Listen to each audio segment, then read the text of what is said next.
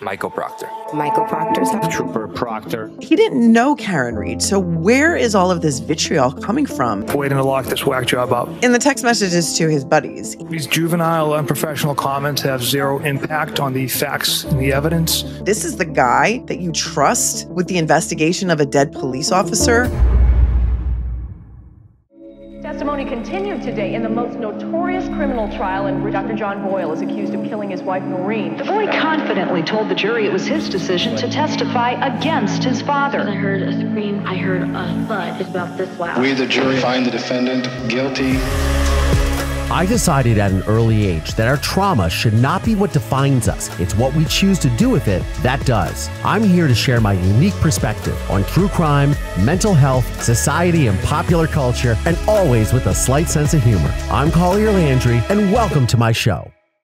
Melanie Little, thank you so much for joining the program. Thank you so much for having me. It's such a pleasure to meet you, Collier. You know, look, I'm so new to this, but you've been covering this for quite a while. I know you have a very unique perspective here because not only are you a lawyer, you're also a woman, you're a mother, and you're a YouTuber / podcaster that has been covering this and really kind of outraged from the beginning. So, yeah. You know, I think so many people that didn't know anything about this case that just started watching it from when the trial started are just so blown away by the level of, you know, what they're seeing as a, let's say, less than meticulous investigation regarding the death of a Boston police officer, right? That's number one. We're watching this investigation unfold and we're hearing about this investigation that not only was it mishandled, but it's almost embarrassing how bad the investigation was. You know, when you start talking about pulling out leaf blowers to blow snow away to look for evidence and collecting blood samples from a crime scene in red Solo cups and then putting them in a Stop and Shop bag, putting them in your truck and bringing them to... It strains credulity, as I like to say, that this could be the investigation of what they're now calling a murder of a Boston police officer, let alone anyone. Yeah. And that's, I think, the thing that and I don't mean to laugh because, I mean, look, I know there is a, you know, there's a man who, for all intents and purposes, was a good man, you know, stepped up for his niece and nephew at a time when their life was, you know, in turmoil. And then goes and has this happen to him. And I think as we saw with the testimony of Michael Proctor, which was, I was so shocked that he was on the witness stand. Yeah. So shocking. And then you just see this tunnel vision. And not only this tunnel vision, but this very cold and callous and vindictive testimony. Yes. It seemed like he was taking it so personally, right? Why was he calling her?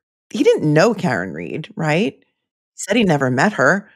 Why is he the same day that John O'Keefe's officer, John O'Keefe, I like to call him, because nobody seems to refer to him as a police officer during this trial or even during the pre-trial, which I find so disrespectful. He didn't know Karen Read. So where is all of this vitriol coming from? The text messages, the calling her nasty names to his high school buddies and his childhood friends, and the C word. I mean, that's a really vitriolic word that you really don't use for someone that you don't really have a personal vendetta against, right? It seemed to escalate so quickly. He's on the stand saying how he doesn't have this personal relationship with the Alberts or the McCabe's or whatever the cast of characters is.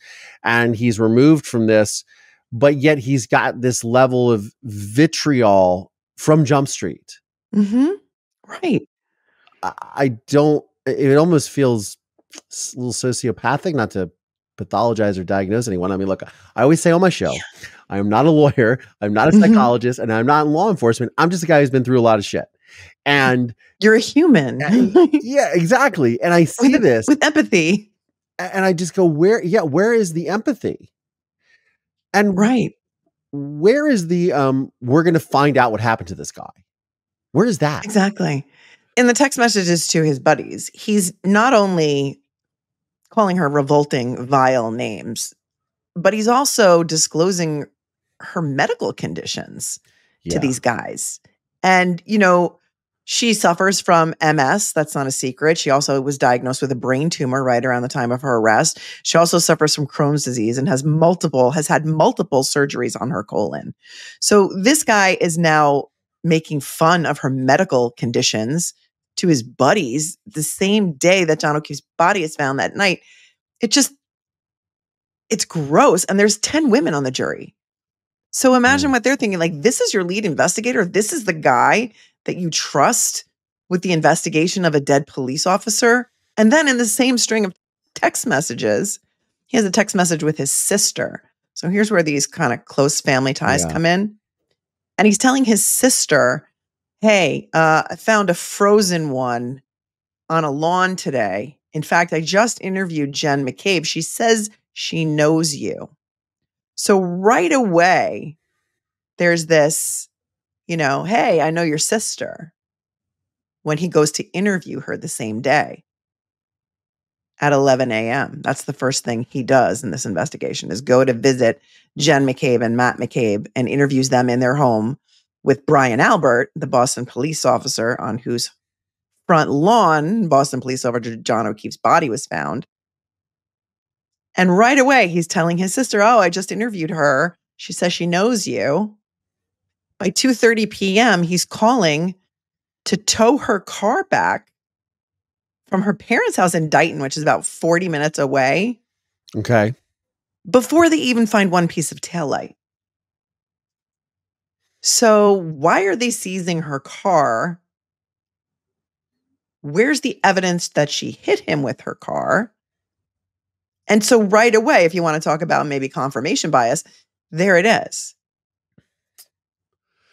Based on solely his interview with Jen McCabe, Matt McCabe, and Brian Albert, who owns the home, he's decided he's going to go seize her car. He seizes her phone. He's the one. That's what happened. The only evidence they had found so far by the Canton PD first thing in the morning was a broken drinking glass, a clear drinking glass, by the way, which they found in 2 inches of snow, and 6 drops of blood that they collected in that Solo cup. They didn't start finding pieces of red taillight until after 5 or 6 p.m., after the crime scene was left unsecured for the entire day. And then Proctor's team showed up. Massachusetts State Police took over. And I don't think I'm the only one here. I'm really lost on the timeline of all these events. And from everything that I've seen, I don't see a timeline. Has there been a timeline that has been presented by the prosecution? No, you're not missing anything. In their opening statement, I don't know if you watched opening statements, but the opening statement by Adam Lally, who is the ADA for the Commonwealth of Massachusetts, who is prosecuting this case, was, I don't remember how long, but in his opening statement, he named 76 people. He threw out 76 names, something like 74, 76 names. It was so confusing and so bland. There was no passion. There was no conviction. Sometimes you watch trials and you see the prosecutor get up there, and after they're done, you're like, wow, this guy really believes in justice. He really believes in his case. Yeah. It was so all over the place. And that's the way I feel like this trial has been. There's no sort of flow to it. There's no chronological order. And I feel like the first thing that he should have done was we still don't know how John O'Keefe died. We have not seen a cause of death or a manner of death in this trial. And we still have not heard a cause of death. We still don't know how he died. I feel like the prosecution has been running defense the entire time. And their entire case has been put on to say, okay, these people didn't do it. Therefore, she must have done it. Which, that's not a great way to convince a jury. Because so far, I haven't seen any evidence that John O'Keefe was hit by a car. Some of the interesting text messages from Proctor, some of the ones that I found most interesting, because my background is civil litigation. I'm a litigator. So not only have I handled cases of fraud, conspiracy, and cover-up, the biggest one that I handled was against the Catholic Church for all of the victims, survivors of clergy abuse. So I know firsthand that cover-ups can happen, conspiracies can happen. It's not often. They don't often happen, but they can. And I also come from a litigation background of representing victims of all kinds of things in addition to a DV, accidents, plane crashes, train crashes, scaffolding accidents, but also car accidents and dog bite accidents, right? Dog bites. So what's struck me, excuse the pun, but what struck me the most about this case is that the injuries that we know about that happened to John O'Keefe, in my mind, are not the injuries that you would see from a low-speed car versus pedestrian automobile accident. They're just not. The only injuries that we know about so far, and that's why the medical examiner's testimony is so important here, are a gash to the back of the head that I think is 2 to 3 inches wide that caused multiple skull fractures. In addition to, all of the witnesses who have seen his body said he had at least one swollen eye, maybe two. Something that looked like an egg, that was described as an egg on his forehead over his right eye, some lacerations to his nose and above his eyebrows, and these what look like an animal attack injuries to his right forearm and upper arm. I don't know if you've seen those photos. Yeah, I have. Yeah. But when you see a victim of a pedestrian knockdown motor vehicle accident, you will always see some sort of bumper marks, right? Injuries to the torso, the legs, the knees, the ankles, some sort of impact with that car. We don't have that here. And we haven't seen that. I've been covering all of the pretrial motions, all of the pleadings, all of the police reports, everything that was public. And we haven't heard about any injuries to his torso, legs, hips, knees. Huh. How can that happen if you're hit by a car? The taillight being damaged. Right. I've been in car accidents before. I have been rear-ended and my taillight hasn't been that damaged. What I don't understand either is where this whole theory comes in. And I know there's other people that have done, videos. Turtle Boy did this one where, it was like 62 feet and he was going 24, she was going 24 miles an hour going backwards. I don't know if that's what the prosecution has alleged or not, but that's what their opening statement said. You're exactly right. Nobody saw it happen and nobody saw his body, but at least 4 witnesses in the house say they left after she allegedly hit him and left him in the lawn to die. And many of them were looking out the window the whole time, watching her car pull up, waiting for them to come in, seeing the passenger door open, then they all say he didn't come in the house. And some of their group text messages among the people in the house said, tell them the guy never came in the house. Really? Yeah. And has this been brought up in court? This particular? Yeah, that group text was brought out. I think it was during Matt McCabe's testimony. So Jen McCabe is married to Matt McCabe. Okay. They had group text messages between Jen and Matt and Brian and Nicole Albert, who are the homeowners, and Jen and Nicole are sisters. Got that? There's a lot of family ties. There's a lot of family ties. Yes. And so they had a group message. And in the group message, they were talking about, I think they were referring to Chris Albert, owns a pizzeria. So he's a brother of Brian. Yes. And Chris, they said, the news crew is at D&E Pizza, like eating lunch or something. Uh-huh. So somebody said, tell Chris to ask them some questions. And then they said, tell them the guy never went in the house. And then somebody said, exactly. Then they were also talking about Carrie Roberts, who went with Jen and Karen to try and find John the next morning. And they said things like, I just don't want them to think that Carrie's making up stuff this late. They haven't interviewed her yet. And Brian Albert, who's a Boston police officer, said, if they didn't interview her right the first time, that's on them.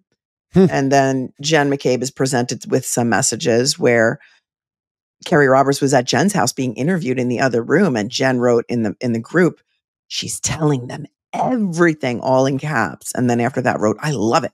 When you put all these pieces together, it just makes it look suspicious, right? Yeah. And when you put that together with the 227 Google search that Jen McCabe's phone made. The Haas long to die in the cold, right? Right. You know, a lot of people just can't get past that. Now, she says she didn't make that search until 6:23, 6:24 in the morning because Karen said to her, Google hypothermia. How long does it take to die in the cold? But we're going to hear from experts, you know, from Celebrate, which is the gold standard of cellular forensics, who are going to come and say that search was made at 2:27. It doesn't revert back to a search tab that you opened when you make another search in the morning. I mean, think of the floodgates of jails that are going to open and be like, okay, Celebrate convicted me. Now you have to let me out because it's not accurate. And that's the thing. You know, I talked to Mark Betterow about this, right? And obviously, you know, Mark, for these Celebrate records to be inaccurate in this case, it means exactly what you just said. Then all these other convictions and all these other things get thrown out because of this. Right. I mean, the text messages between Michael Proctor and I think it was a group message between him and maybe 3 of his cohorts, his other troopers. Like Yuri Buchanan. I don't know if Yuri was on this thread, and I don't want to misquote, but they were talking about the medical examiner. And there were some text messages in April of 2022. So the date of death, let's say January 29th, 2022, Karen is arrested on February 1st and arraigned on February 2nd, 2022. And that was original, I think, vehicular manslaughter charges. They upgrade her charges to murder in June of that same year. But in April and May is when they convene the state grand jury to hear this case to upgrade her charges to murder. And in April, there's this thread of messages between Proctor, DeChico, who has not testified yet, and I think 2 other troopers, in which Michael Proctor says something like, you know, Yuri and I have had at least 3 conference calls with her. She won't change the cause of death. What's undetermined about it? It's so obvious. We've even sent her pictures. And then one of the other troopers says, oh, you should have just let me do it. I would have got her to change it. So yes. And that came out yesterday in court. Yes. And knowing what I know, that the death certificate says that the manner of death is undetermined. For those who don't know, there's 5 different manners of death that you can have on your death certificate. It's homicide, accidental, natural, or undetermined. This medical examiner has undetermined on the death certificate. And what we know about this autopsy report, it's never been made public, but they've quoted portions of it in the pretrial motions. The medical examiner says the cause of death is blunt force trauma to the head, causing a brain bleed, multiple skull fractures, and hypothermia because he was outside in the cold for long enough that it would contribute to his death. And yet the manner of death is undetermined. But in the autopsy report, she says, these injuries do not appear to be consistent with a fight. Why would she say that? Why would a medical examiner ever say what didn't cause the injuries or what didn't cause the death? Because there's a list of many things that didn't cause the death. It's also not consistent with dying in a fire. It's also not consistent with a drowning. So when you put together that with these text messages from Proctor, it gives the appearance of perhaps leaning on the medical examiner to say something in the autopsy report or to change or amend the autopsy report in order to assist them with upgrading these charges to murder. So when the jury hears from the medical examiner, that's going to be really interesting testimony. Yeah, and there's something else that's interesting about this timeline with Proctor. I have this source that, you know, as you dig into these types of things on the YouTubes, people come out of the woodwork. And I had brought up something to me the other day, said Proctor was scheduled to work from 7 p.m. to 7 a.m. on the 28th and 29th of January. John O'Keefe was pronounced dead at 7:28 a.m., and instead of passing the case off to the detective who followed him on the schedule, Proctor jumped in and took over the case. I think there was some testimony about that, right? I don't know. Well, that's the defense theory, is that he inserted himself in the case or that someone called him because of his close family ties with the Alberts. And It has been said that Brian Albert's brother, CPD Detective Sergeant Kevin Albert, called Proctor and had asked and told him to take the case because it happened to be Albert's house, because Proctor and Kevin Albert know each other. But Proctor is on the stand saying he doesn't know anyone. Well, he's on the stand, but there are Facebook pictures out there. And listen, social media is going to be the death of everyone. So just get everything down. And just because you delete it doesn't mean it's not there forever, because it is. There are pictures of the Albert family in which Michael Proctor's mother comments, "Oh, you guys are my second family." Colin Albert was the ring bearer in Michael Proctor's sister's wedding. And the detractors will tell you, so what? It was 20 years ago. And I'll say, well, 20 years ago, that's a pretty long relationship, right? I don't know, if you've ever been to a wedding, is the ring boy a stranger? Do you just hire some kid you don't know to come be the ring boy at your wedding? It just makes you go, And we've heard so much about this during the trial and testimony that we've sat through, that it's just one thing after the other. And to this day, we still don't know how Officer John O'Keefe died. And because there's also a federal investigation of this investigation, Yes. the feds hired some accident reconstructionists to come in. Yes. And they're testify on behalf of the defense. And they have PhDs. And they have said John O'Keefe was not hit by a car, and a car did not hit John O'Keefe. And the U.S. attorney for Massachusetts, or the assistant U.S. attorney, I'm not sure which he is now, Josh Levy, said during the pretrial, he said, "I, in good conscience, cannot allow this case to go to trial. I'm going to release all these federal documents to you that we've uncovered during the course of our federal investigation." And that's where a lot of these text messages are coming from. Yeah, that's what I was going to say. What wasn't it? Didn't this all, the dominoes started to fall because of this investigation into the DA Morrissey? They don't know. They have not said what the investigation is about or who the target of the investigation is. So we really don't know. But we do know that Michael Proctor is under internal affairs investigation by the Massachusetts State Police for his handling of this specific Karen Read case.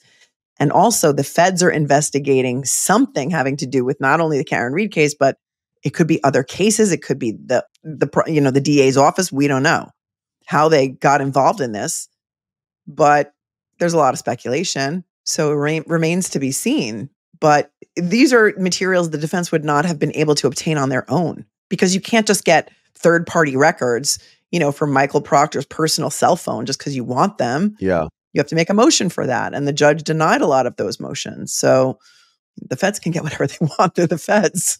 They don't need subpoenas, Precisely. And from my understanding with these, text messages is that they gave over both of these to the prosecution and the defense and said, one of the things, and correct me if I'm wrong here, because like I said, I didn't watch the beginning of the trial, but I've had people tell me this, is that when the defense has challenged the witnesses like Brian Higgins, the McCabe's, the Alberts, he is referred back to in previous interviews. And supposedly that is alluding to these grand jury sessions that they all participated in back in summer of 2023. Do you know anything about that? Yeah. So that was, they convened a federal grand jury to hear from not most, if not all, of the same witnesses that testified in Karen Read's state grand jury. The feds now wanted to hear from them again. And so, they're not allowed to mention the federal investigation, but they can say, didn't you testify in another proceeding? And didn't you say this, to impeach them in their testimony? And for example, Jen McCabe, for the first time ever, said on the stand at the Karen Read trial that Karen said, I hit him. And she was impeached with about 4 other transcripts. Jen McCabe never said that. She said that Karen said, did I hit him? Could I have hit him? Is he dead? Is he alive? So you're a lawyer. What does that look like for all of these people? If they're lying and they've given these prior depositions, how does that affect them? Well, look, the jury's the finder of fact, right? So they're going to determine this case. But perjury is a real thing. I mean, it's very hard to prove and it's not always prosecuted. But, I did also cover, I don't know if you covered the Adam Montgomery case out of New Hampshire. But his wife, Kayla Montgomery, was brought up on perjury charges for lying to a grand jury about where she was. She said she was working at Dunkin' Donuts when Adam Montgomery took Harmony, that beautiful little Harmony Montgomery's life. And she was convicted, and she spent almost 2 years behind bars for that. So it's not a joke, especially if you lie to the feds. But, they're having all of a sudden, they're having they're all of a sudden remembering things, and then they're not remembering things on the stand. A lot of them are saying, I don't remember, I don't recall, I don't remember, I don't recall. And that's a great way to not commit perjury. Instead of lying, you can just say, I don't remember, I don't recall. And then you're not lying, you're just not remembering. And then they don't do that. That's right. I don't know what happened, but based on everything that I know, I just don't think that Officer John O'Keefe was hit by a car. So whatever happened is something else that was completely not investigated. This police officer was found on the lawn of another Boston police officer's house. Yeah. And they never came out of the house. There's scene photos. You can see there's tons of, there's a fire truck, and there's ambulances, there's flashing lights, there's police activity on their front lawn at 6 a.m. And there's a woman, there's Karen Read screaming bloody murder. And we heard a recording of it, and it's chilling. And Brian and Nicole Albert never come out of their house.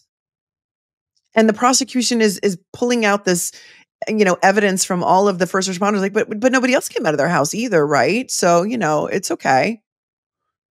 Who doesn't Jen come out of McCabe their is house there when there's hysterical people and sirens and everything?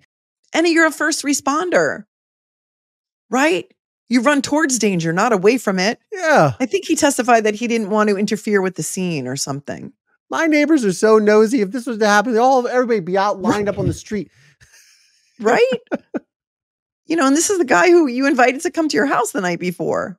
I don't know. I don't know what the jury's thinking, but I don't see how there can be a conviction. I just don't. There's so much reasonable doubt here. It's not even, in my mind, a question. But look, if you dare wade into the cesspool of Twitter, you will see that there are people who firmly believe Karen Read is guilty based on her facial expressions. We were talking earlier before we started recording. I talk a lot about trauma responses, right? From what I've been through, and I don't mean to insert my story into this stuff all the time, but it is my perspective. Yeah. But just Karen Read's reaction of, did I hit him? Could I have hit him? Maybe I hit him. Trying to sort of work out in her mind what happened, to me just feels like a trauma response. Right. Like if you pull up and you see your loved one's body close to the place where you dropped him off the night before, and you're now having a hard time, and he's almost dead, if not dead, and you're freaking out, and you're thinking, your first thought's not going to be something else happened to him. It's going to be, this is where I left him. Could I have done this? Yeah. I think. I mean, that's what I would think. And then they section her. They sent her to, they send her away from the scene with this woman, Carrie Roberts. And then one of the officers calls 5 minutes later and says, bring her back. I'm going to section her. And what does that mean? Explain that to my audience. It's an involuntary psych hold. So I don't know what you call it in California, but like in New York, it's a 5150 hold or a 72-hour hold. Here, yeah.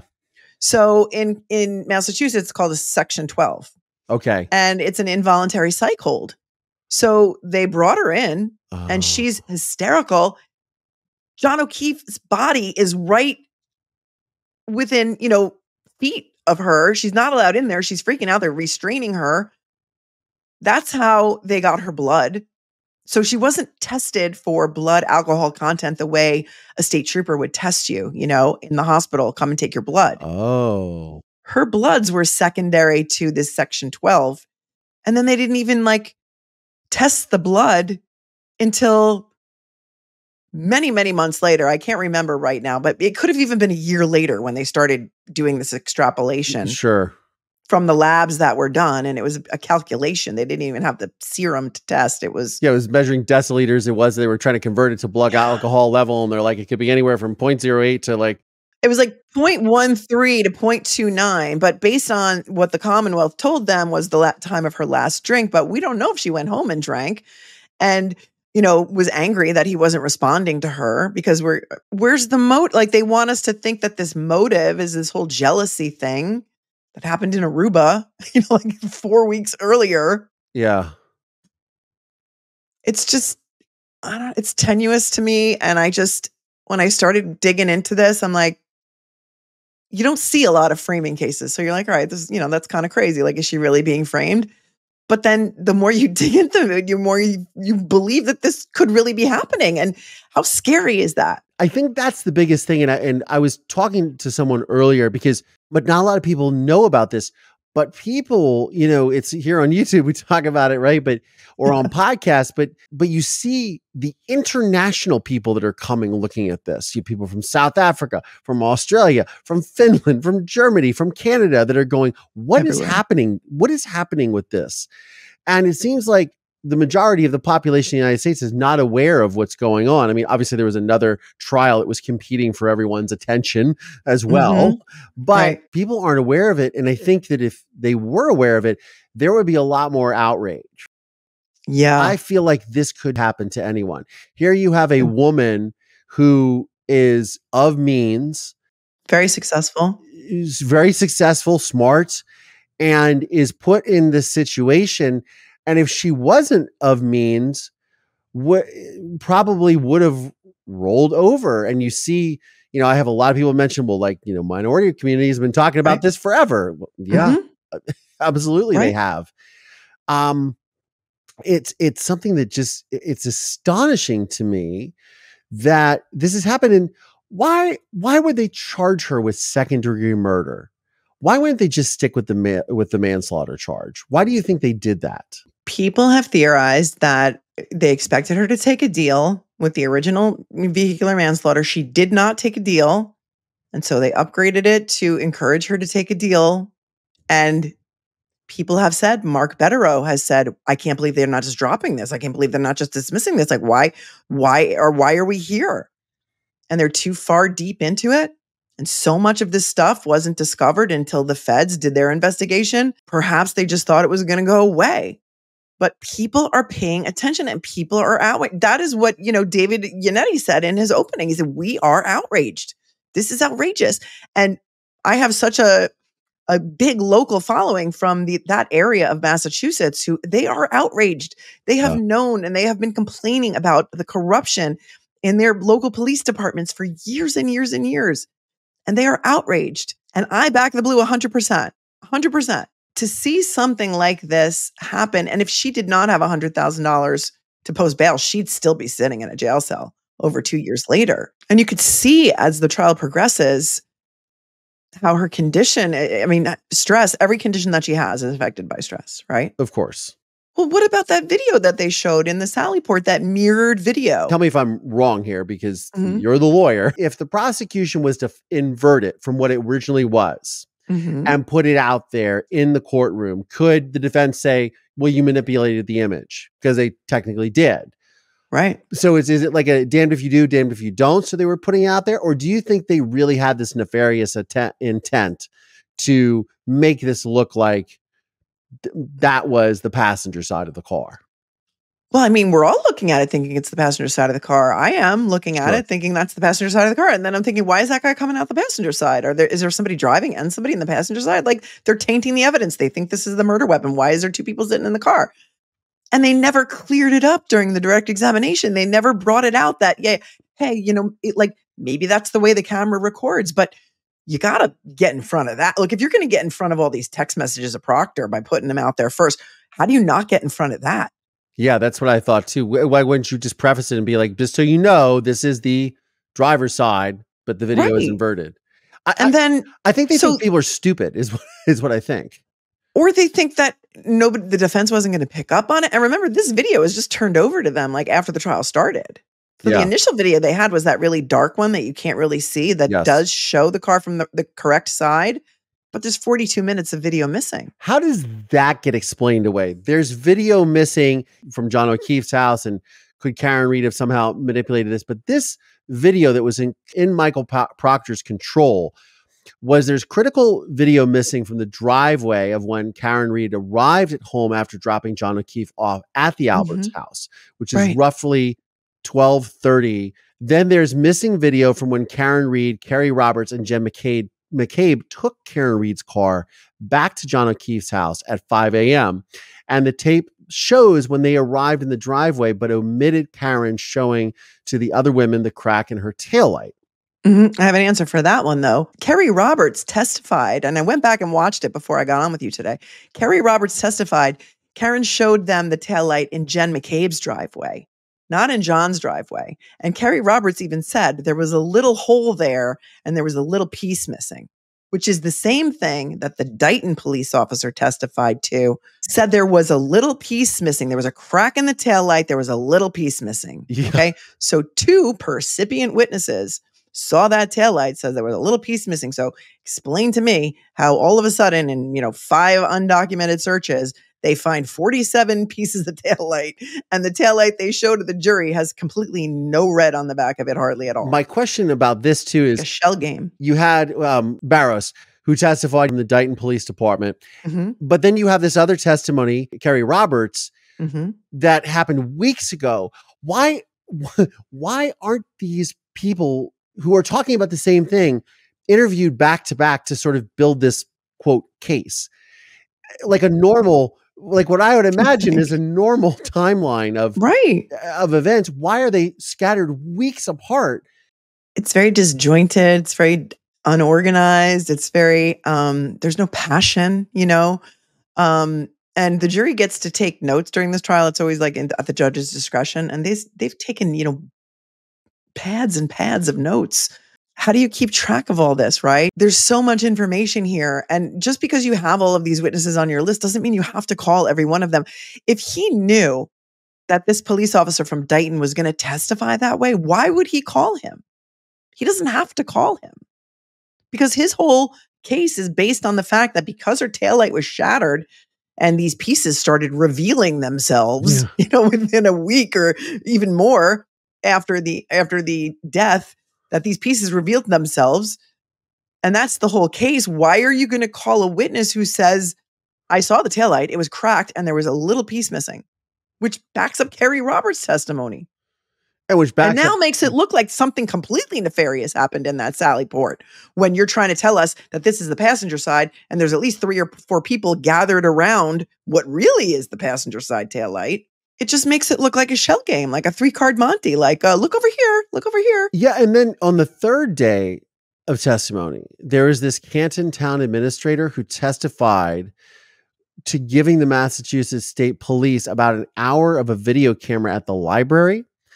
That video is the intersection that Karen Read took to go to John's house after dropping him off. Right. And there's 2 or 4 minutes missing from the middle of the video. And the missing footage is from the time that Karen would have driven by the intersection and displayed the passenger side taillight to the camera.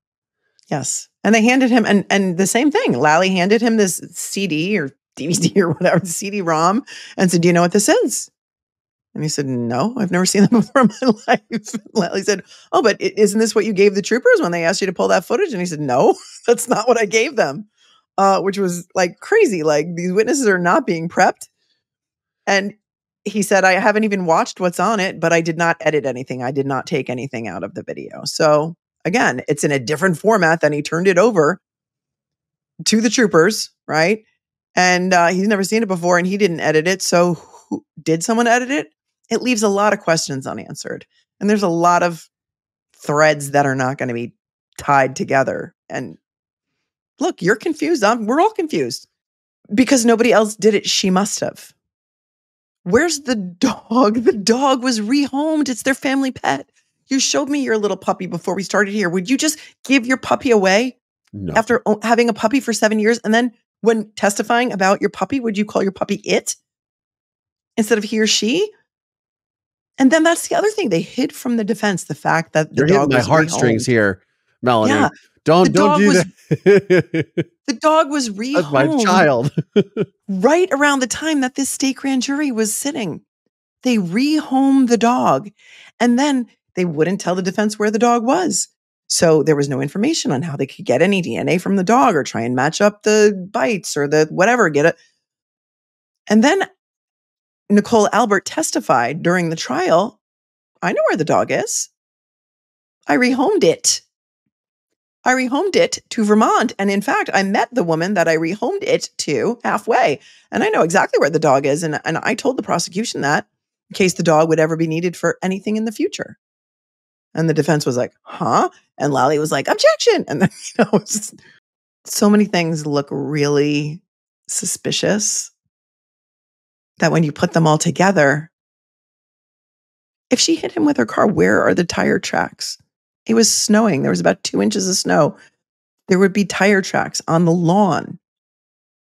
They didn't find any tire tracks. Aside from the broken taillight, there's no other damage to her car. And I'm pretty sure a polycarbonate taillight is not going to shatter on impact with a human body. But, well, there's experts that can tell us about that. So tell me what those marks are. How did he get those marks on his arm? Did the glass explode and cut his arm in those very precise? I guess what I'm having a hard time understanding too is how do they not secure a crime scene when a police officer is found dead? Yeah. On another police officer's lawn. I don't understand. Well, they said it was really windy. There's been a lot of testimony about how windy it is. Lally has asked every single witness about the weather and how windy it was. And they said, we tried to put up the yellow crime scene tape, but it just blew around. So it was kind of useless. They didn't think to get maybe like a pop-up tent and put a tent up and at least keep a patrol car there until the Massachusetts State CERT team showed up 10 hours later after another foot of snow had fallen at least. But that's when the red taillight pieces revealed themselves, some of them anyway. So there is a definitive timeline because there's also, what do you say, 48 minutes that is missing from the Sallyport video. Is that correct? From the orientation that showed the real passenger side of the car, not the mirrored or inverted image that they showed the jury. There's 48 minutes missing out of that. 40-something minutes, yeah. That's unbelievable. And will there ever be justice for John O'Keefe? That's my question. Will there ever be justice for him? There's two sides to this, right? And it's, again, as someone who's a son of both a victim and a perpetrator, you've got Karen Read's life, which is turned upside down. And then you've got John O'Keefe's life, his family's life, which has been turned upside down. And it almost feels like the prosecution will never get to what happened to John O'Keefe. And that really doesn't make any sense to me. No, it doesn't. And it's devastating. I mean, John O'Keefe was raising his niece and nephew because his sister had passed away 8 years before. And then tragically, her husband passed away something like 2 months after her death. Yeah. So these poor children have lost their parents. And now John, or Uncle JJ, who was raising them. I mean, this is devastating. And then they brought these kids into court to testify, which is another traumatic experience. 100%. And I have submitted that their testimony was not necessary. It was not, was it worth it? Was it worth dragging them into court to testify about hearing some arguments that Karen and John may have had about Karen taking the niece to Dunkin' Donuts before school and getting her an iced coffee? And the children testified that she did not have access to the Ring video. So it was more damaging than helpful. And they have to get up there in front of it's a small courtroom, but still in front of all of these people that they don't know. Well, here's the thing that I argue with that too, is it's a small courtroom. And I actually asked about that, and people were explaining that the defense had requested this particular courtroom because of the way that the jury was situated, because the jury, one part of the jury box would have faced one way and the witnesses, and the other one would have been behind Karen. So it was a weird layout. So they requested this smaller courtroom. Oh, well, actually, let me just 1 second. Sure. Half of the jury would have only been able to see the witness's back of the witness's head. Oh, is that it? Okay. That's why could you imagine only looking at the back of a witness's head? You have to see the face of the witness to assess their credibility. And they said, well, we've been doing it this way for 100 years. So why should we move to a smaller courtroom? And the defense is like, because we want the jury to see the faces of the witnesses. That's why. But getting back to the kids, like the thing that I argued, these poor children, right, who have literally lost everything. Then they lost their primary caretaker, their father, but Uncle JJ, whatever you want to call him, right? But then they're sitting there in the courtroom and they're looking at someone who I'm sure has been vilified to them over the last 2 years. I'm sure they have social media and are aware of what's going on. They're also looking at Karen and having this cognitive dissonance of now they've heard all this horrible stuff about her. She's been accused of this horrible crime. but they also had a relationship with her. Now, I don't know to what extent that relationship was like, but also this is the last person to see their father or father figure alive.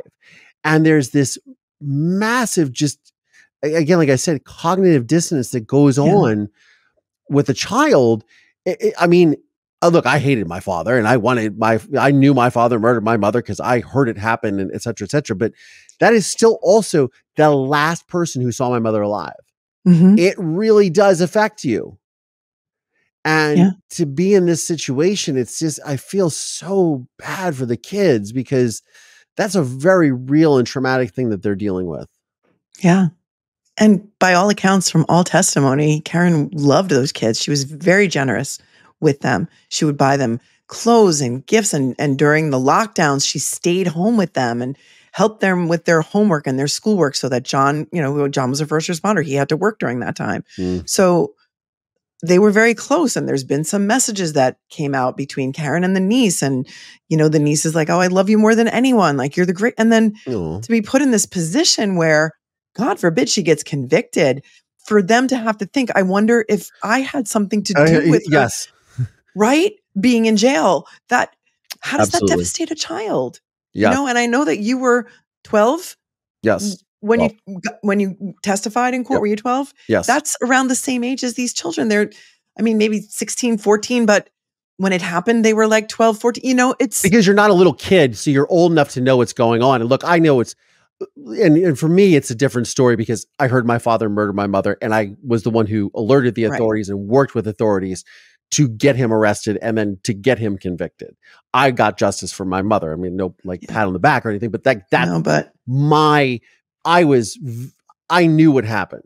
These kids don't know what happened. Right. And to think that they are going, I can live with the fact that my father is convicted because I know that he murdered my mother. Right.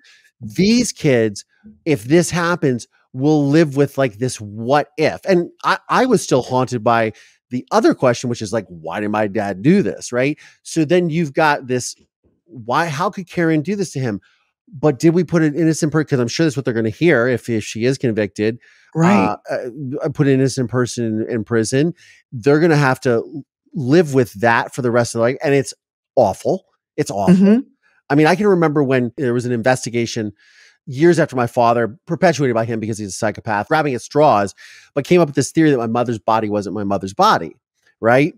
And at no point in time did I ever say to myself, oh, well, could my dad be innocent? What I really was so you're telling me my mother is alive? There's a chance that my mom could come walking through the door at some point in my life. And I had to, of course, give my DNA and everything to find that out because that was something that was really important to me. I thought it was utterly fanciful but you still have you're a child and you have that little bit of hope, Yes. And so I understand what they're going through. And what if she's acquitted, which I fully think she is going to be? Are they going to feel some blame for that? Oh, I should have testified differently because now, if she's acquitted, the whole family might be mad and all of the friends and family might be mad and angry. And they'll think, oh, did I do something wrong? Could I have testified better? You can't win in that situation. And that's why I was so against, not that anybody asked me, but so against having these children dragged into a courtroom for testimony that was not, in the end, it was helpful for the defense. It didn't make it worth it in my mind as a mom. And, even as a lawyer, it didn't make sense to me. Yeah. And it's, again, my family, I was chastised or excoriated by both sides of my family because there was my mother's side of the family that didn't want anything to do with me because I look like my father. I don't look like my father. I look like my mother, but because I was male, therefore I was bad. And then my father's side of the family wanted nothing to do with me because I put my father in prison or they wanted me to recant my testimony and say I made everything up. And I'm like, that's not true. You know what I mean? So these kids are going to have to live with that. And again, it's not to talk about me. I'm neurodivergent. No, so I always want to hear use this to relate. But but at the same time, you have this, again, you can't win, right? So if she is exonerated, then they're quote responsible, because I'm sure that there will be people that will chastise them for not going harder on her in the witness stand, because somebody will get a hold of their testimony. Somebody will try to hold them accountable. It'll go out on social media. It'll be used to bully them, weaponize them. It could be 10 years from now, right? And then there will be all the conspiracy theories of this is what happened. She got off because of this technical, you know what I mean? Or if she goes to prison, the opposite happens, right?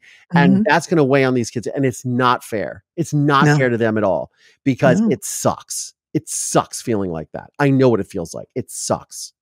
I mean, the loss and the trauma that these kids have already experienced is just... It's next level. Yeah, it really is. Well, that was a sobering way to...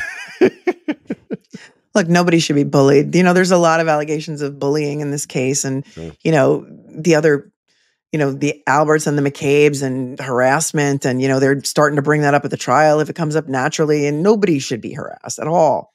But we also can't send an innocent woman to jail just because people don't like her facial expressions, and because people don't like the fact that maybe they think her skirts are too short that she's wearing to court, because you'll see that out there too, that her outfits are inappropriate in court and she must be guilty. It's an insane leap to make when you look at the evidence and the lack of evidence here.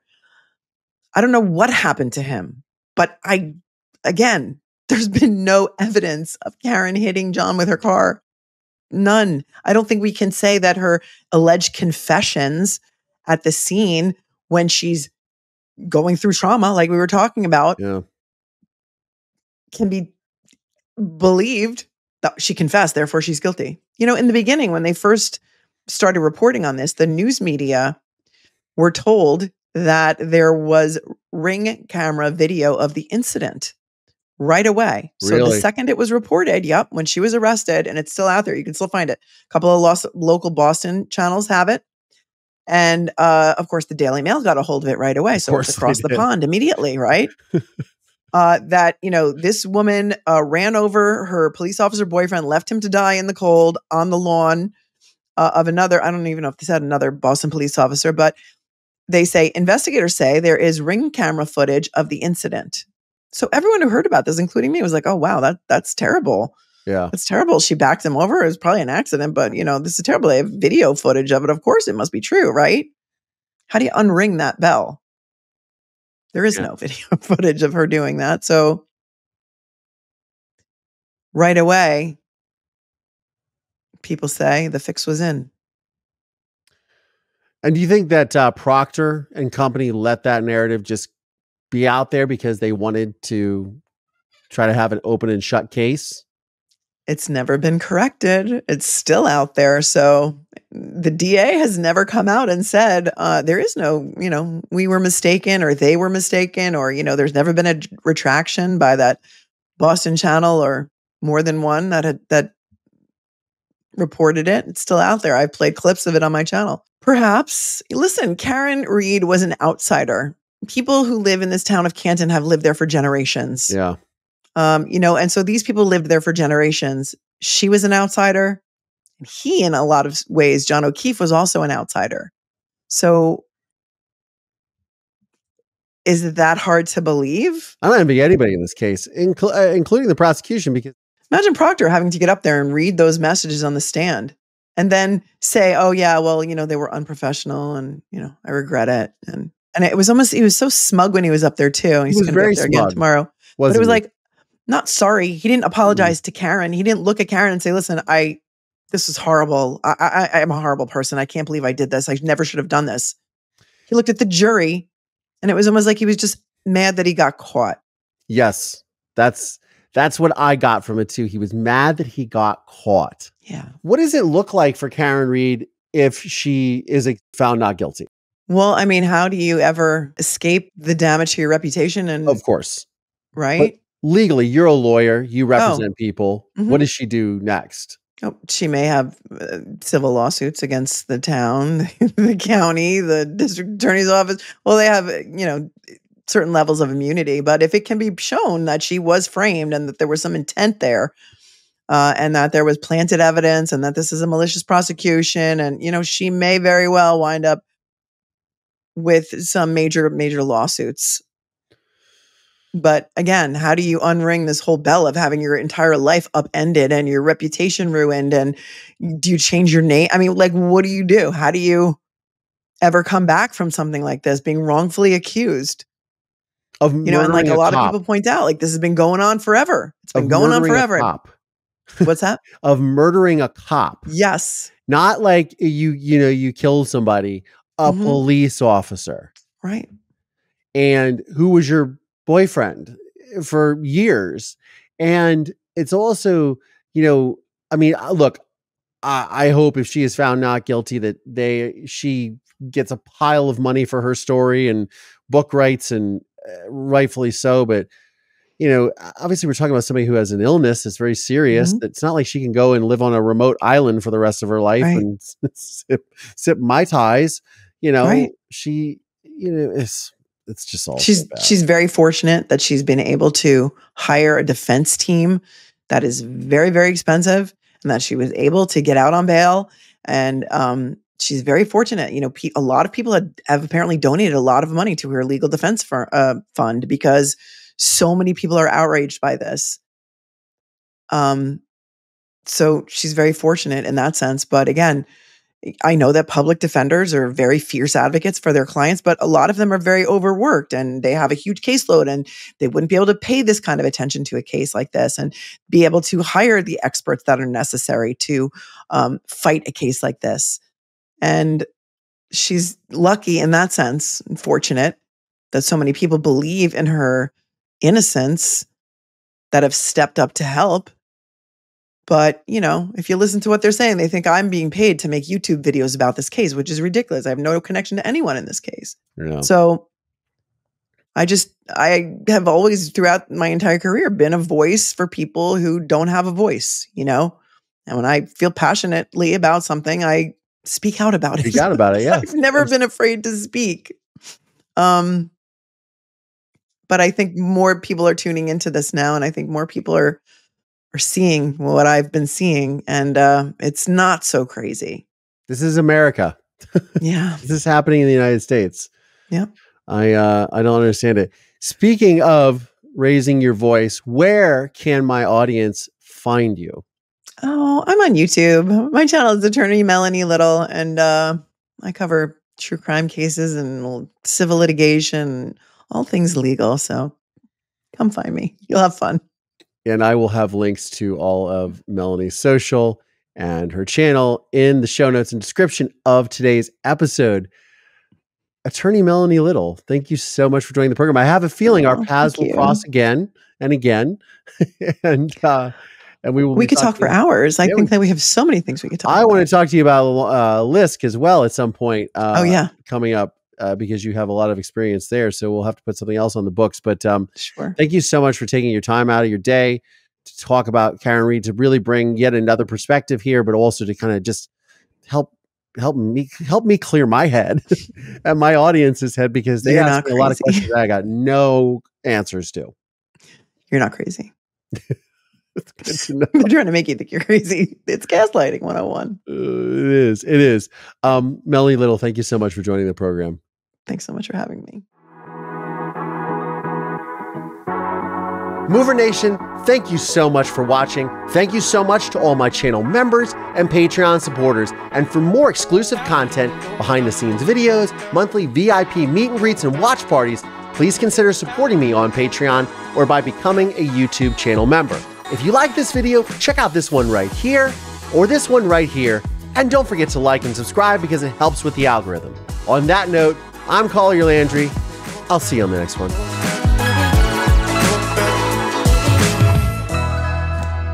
Good girl, Marisol. Good girl.